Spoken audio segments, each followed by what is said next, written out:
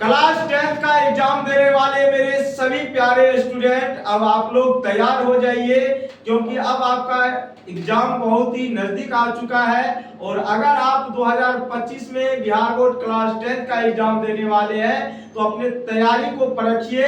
और आज जो हम आपके लिए क्वेश्चंस लेकर के आए हैं, एपी का प्रश्न है, शानदार प्रश्न है, बेहतरीन प्रश्न है, और इसका हम शानदार सॉल्यूशन भी देखने वाले हैं। और अगर आपके एग्जाम में इस तरह का कोई भी प्रश्न आ जाए तो किस तरीके से हम लोग हल करेंगे उसके बारे में सीखेंगे। समझिएगा मेरे प्यारे स्टूडेंट।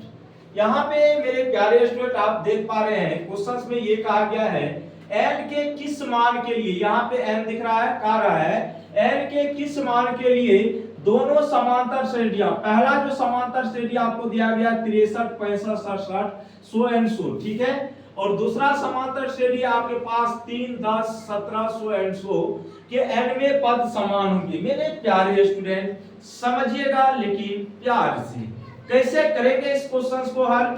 दो समांतर श्रेणी अर्थात दो एपी आपके पास है, इसमें कहा गया n के किस मान के लिए n के किस मान के लिए दोनों समांतर श्रेणियां समान होगी, ठीक है मेरे बुआ। तो आराम से समझो कैसे हल करेंगे। अब बुआ एक चीज आप देखेंगे, सबसे पहले लिखेंगे सॉल्यूशन। क्या लिखेंगे? सॉल्यूशन। सबसे पहले हम इस दोनों एपी का, ठीक है बुआ, एपी के प्रथम पद को ए मान लेते हैं और सार्वंतर को डी, लेकिन ऐसे मानने से कोई फायदा नहीं है। तो सबसे पहले लिखेंगे दिया गया एपी, दिया गया एपी क्या है मेरे पास बुआ, दिया गया एपी है हमारे पास 63, 65, 67, 100 एंड 100।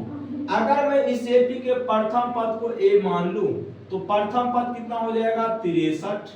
उसके बाद अगर मैं इसका सार्वंतर निकालूं तो 65 में से 63 को आप घटा दो मेरी बुआ, ये हो जाएगा 2। कितना हो जाएगा? 2। और हम जानते हैं मेरे प्यारे मित्र, एपी के nवें पद को tn द्वारा हम लोग सूचित करते हैं या an द्वारा।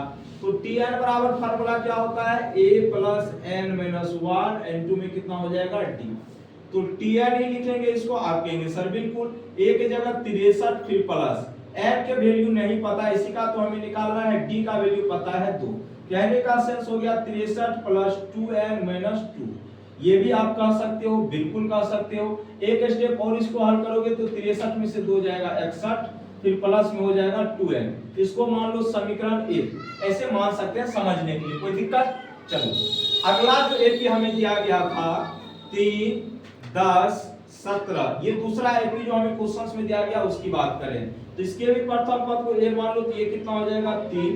सार्वंतर निकालोगे तो 10 में से 3 जाएगा 7, 10 में से 3 जाएगा कितना हो जाएगा 7। ये किसकी बात हो गई? सार्वंतर की।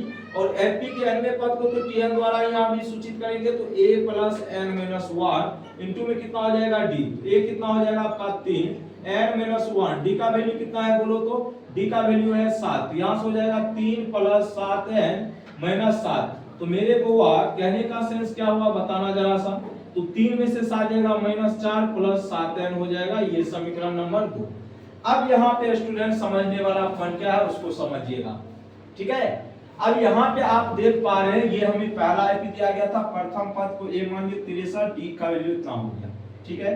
दूसरे और यहाँ से हम tn का वैल्यू निकाल चुके हैं।